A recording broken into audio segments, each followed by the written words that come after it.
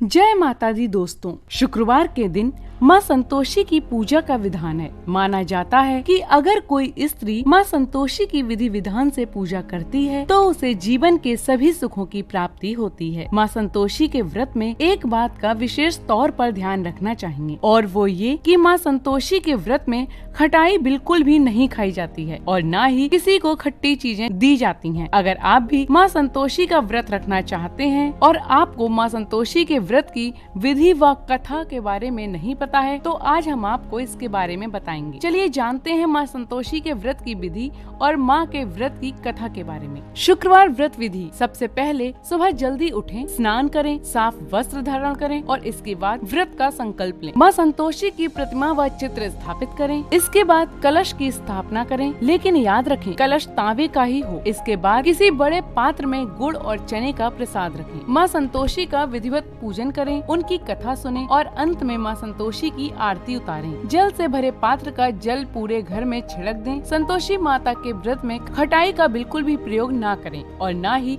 घर में किसी को करने दें। शुक्रवार व्रत कथा। एक समय की बात है, एक नगर में एक बुढ़िया और उसका बेटा रहा करता था। कुछ समय बाद उस बुढ़िया ने अपने बेटे का विवाह कर दिया। विवाह के बाद वो अपनी बहू से सारे काम करवाने लगी। बहू को किसी न किसी बात से परेशान करने लगी। बहू घर का सारा काम करती थी और बुढ़िया उसे ठीक से खाना भी नहीं देती थी। ये सब उसका बेटा चुपचाप देखता था और इन सब से परेशान होकर उसने शहर जाने का फैसला किया। उसने अपनी माँ और बीवी को शहर जाने की बात बता दी। बुढ़िया के बेटे ने अपनी पत्नी से कुछ निशानी देने के लिए कहा तो वो रोने लगी कि मेरे पास तो तुम्हें देने के लिए कुछ भी नहीं है और उसके चरणों में गिर गई। इसके बाद वो शहर चला गया। एक दिन बुढ़िया की बहू घर के काम से बाहर गई। वहाँ उसने देखा कि बहुत सी स्त्रियाँ संतोषी माता की पूजा कर रही हैं। उसने उन स्त्रियों से व्रत की विधि जानी। तब उन स्त्रियों ने उसे कहा कि एक लोटे में जल, गुड़ और चने का प्रसाद लेकर माँ की पूजा करें और इस दिन खटाई बिल्कुल भी ना खाएं। उसने ऐसा ही किया। माँ की कृपा से उसके पति की चिट्ठी और पैसे आने लगे। उसने माँ से कहा कि हे माँ, जब मेरे पति आ जाएंगे तो मैं उद्यापन करूंगी। संतोषी माता की कृपा से